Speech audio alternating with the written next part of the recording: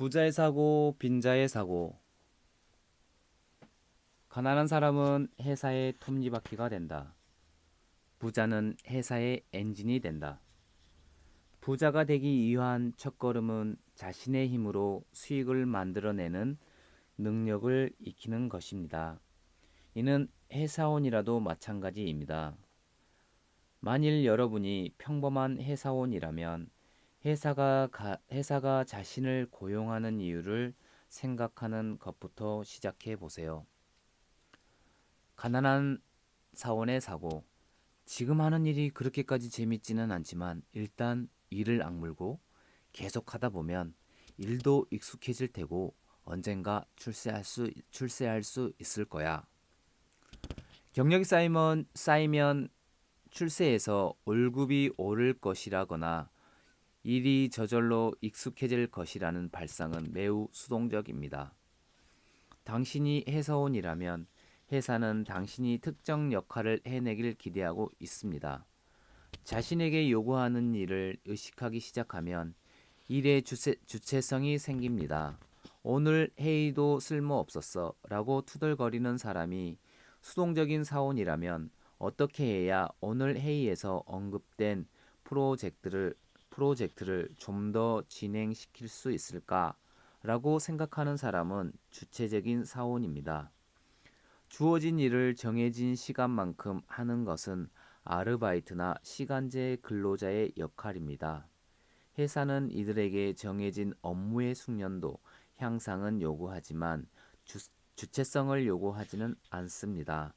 그러나 정규직 사원에게는 회사의 수익이나 미래를 자신의 일처럼 생각해서 회사를 발전시키기 위해 움직일 것을 요구합니다. 또한 어떤 기업에서 10년 동안 근무했다고 경력을 강조해 봤자 이를 반기는 사람은 경영자뿐입니다. 나는 이런 회사에서 10년이나 일했으니 끈기가 있는 대단한 사람이다 라는 생각은 자기 만족에 지나지 않습니다. 10년 동안 무엇을 배우고 얼마나 성장했으며 어떤 성과를 냈느냐가 중요합니다. 닥치는 대로 열심히 일하는 것만으로는 돈 버는 능력을 터득할 수 없습니다. 부자가 될 사원의 사고.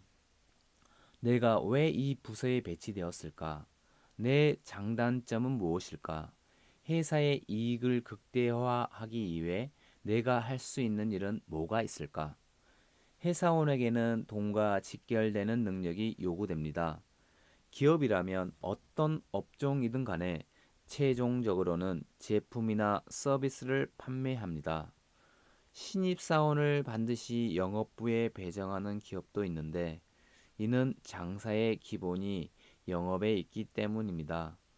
상품 기획, 설계, 제조, 유통 등 여러 가지 작업 과정이 있지만 그곳에서 일하는 사람들의 목표는 모두 판매입니다.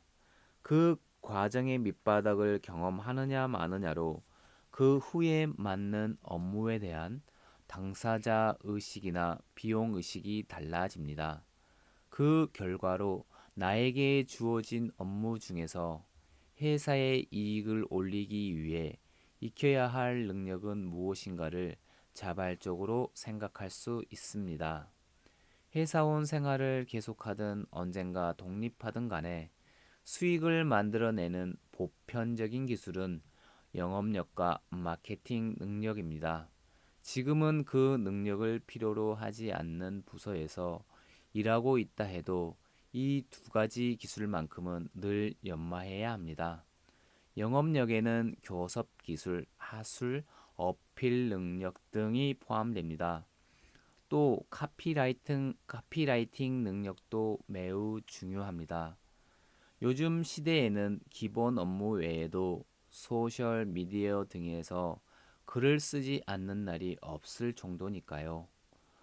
마케팅 능력이란 트렌드를 파악하기 위해 필요한 정보 수집과 분석, 브랜딩 및 고객을 모으는 능력을 말합니다. 인맥이 좁은 사람은 시야도 좁기 마련이라 마케팅 능력이 서투릅니다. 이 능력을 기르기 위해서는 마케팅 및 광고, 카피라이팅 분야의 유명한 고전을 읽는 방법이 있습니다.